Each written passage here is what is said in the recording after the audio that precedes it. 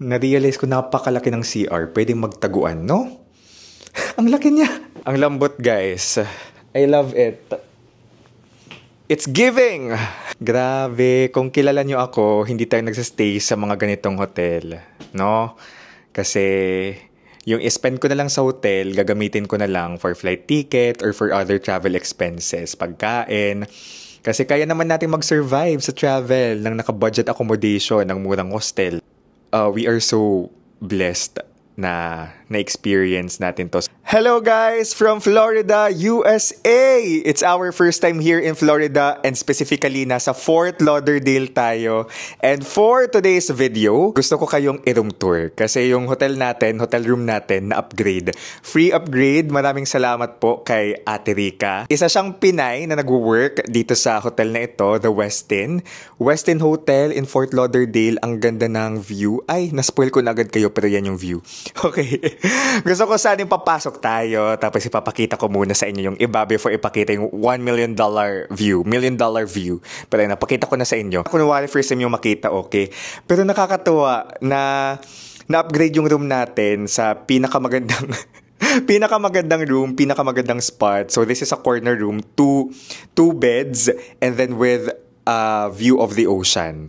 So, itong hotel na ito ay 5-star. Minsan lang tayo makapag-stay sa isang 5-star hotel dahil as a kuripot, diba, lagi tayo sa hostels, accommodation na mura, mga budget hotel, guest houses. Pero this time, it's a 5-star hotel with a very beautiful view. So, maraming salamat kay Ate Rica. Nung nalaman niyang Pinoy tayo, talagang na-excite siya. At minake sure niya na mapunta tayo sa pinakamagandang room na available. So, this is a free upgrade. So yeah, it's so nice to have a Filipina around here in the US. Sinasabi ko nga kanina na iba talaga yung hospitality ng Pinoy at naramdaman natin yun sa kanya. Grabe. So before tayo mag-room tour, if you will travel in the Philippines, abroad, in the US, or anywhere else in the world, you can book your activities, tours, eSIM, travel items via Klook. And just may promo code DivGinoKlook para maka-discount kayo. And kung magbubook din naman kayo ng hotel, pwede rin kayong mag-book sa Agoda. Pwede nyo gamitin yung promo code ko, Dave Agoda, para maka-discount din kayo. Okay, 10% off. I-comment ko yung links ng mga activities na ginawa natin, mga binook natin. eSIM, it's important. Okay, comment ko yung link sa baba. So yan, ito na. Ay wait, kunwari, nasa labas tayo. Okay. Are you guys in for a paradise? Charing. Let's go. Ayan, ang ganda po ng ating room. So, may dalawang kama. Ang ganda. Mukhang makapal yung tawag dito, comforter. At tig-4 na pillows. Mahilig pa naman tayo sa pillows. And then, 5:40 na. May orasan dito, tapos may saksakan pa yung orasan. Ang daming saksakan, nakakatuwa. Buksan kaya natin to. Yan. Dagdag ilaw. Ambient light. Tapos, ito pang isang kama. Ay, excited ako matulog mamaya. For sure, mahimbing yung tulog natin later kasi kulang tayo sa tulog. Flight natin kanina from Mexico, 9 a.m. So, early tayo nagising. Tapos, dire-diretso na. And then here, ayan, napakalaki ng TV. Tapos, meron ditong ref. Ayan. May ref tayo dito. So, sabi naman ni Ate Rica, may bayad daw talaga yung water. Pero, lapit na lang daw tayo sa kanya kung kailangan natin ng tubig pa. Ang bait. Ang bait ni Ate Rica. Tapos, ito, may different drawers. Ayan. Walang laman ang mga drawer. May trash bin. Dalawang trash bin, no? Tapos, here, may water dito. Okay, dalawa naman ng tubig. Tapos, may cup. Ano to? Decaffeinated. Kape ba to? Pang kape. Para dito siya. Di ako marunong gumamit nito, guys. Huwag niyo akong i-judge. Okay. Pang kape. May coffee mate pa. Sa mga pangtimpla ng kape. Nakakatuwa naman. Tapos napakalaki ng TV. Pwede kayo mag-Netflix dito. Oh. Ang jumbo, ang ducks ng remote. Charing. Tapos ito may couch. Meron ditong pang ambient light lampshade. And then here, the $1,000,000 view. Oh my goodness, napakaganda. Pwede tayong gumala dyan mamaya, maglakad-lakad, magmuni-muni. I love this day. Charing, nakakapagod. Ito, paano panda rin to? Ayun.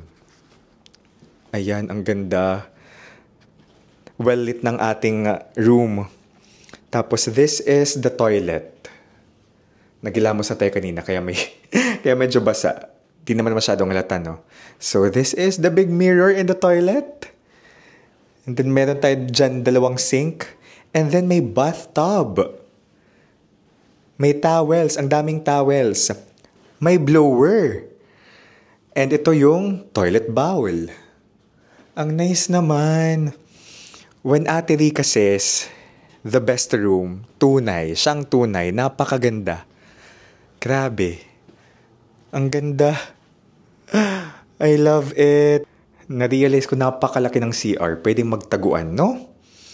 Ang laki niya. Ang laki. Tapos teka. Dapat may ano tayo. Dapat may bed na kung pagod na pagod tayo, tapos, gets ba? Gusto muna nating humilata nang hindi pa naligo.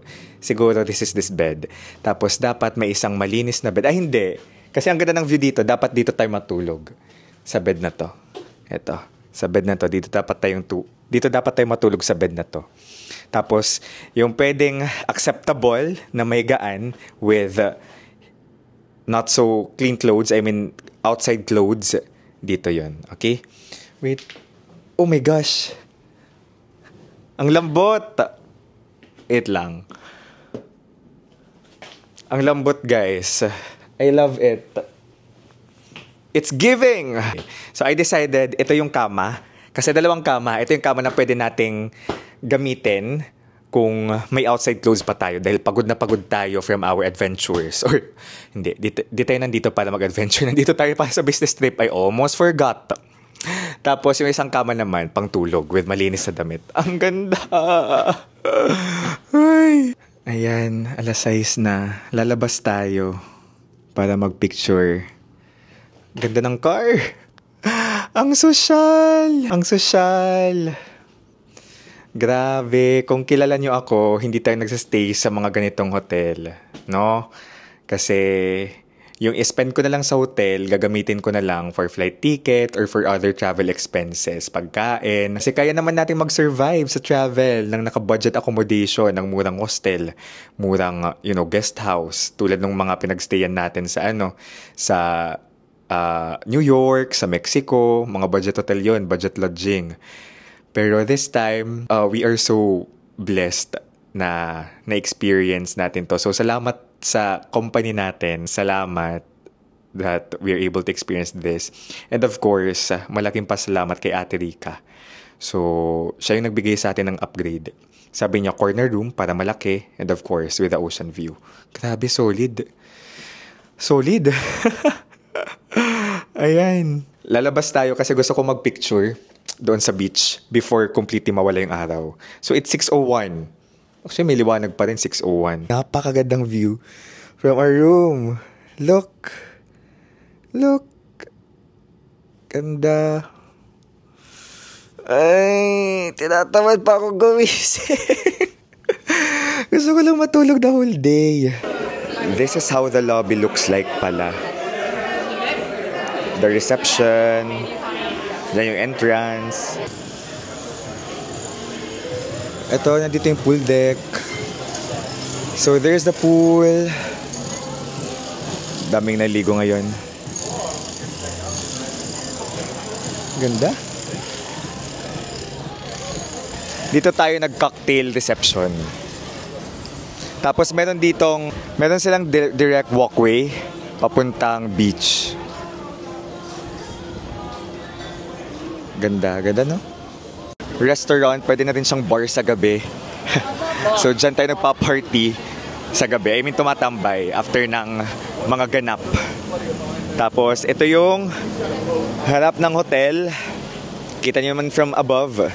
It's the beach, White Sand Beach. And yan yung other tower. Nandito tayo sa tower na to. Di pala ako nakapag-close kanina sa hotel vlog natin. Dito ko lang siya close, nasa Naiya na tayo. So that's our hotel in Westin, Fort Lauderdale, which made the whole experience really amazing. Kasi ang ganda ng hotel, ang ganda ng view. So senti na sa akin for me yung Westin kasi we met amazing people there aside from the view. Met amazing colleagues there. Yun. So this is Dave, guys, the Kuripot Traveler. Let's live our best lives. Bye-bye!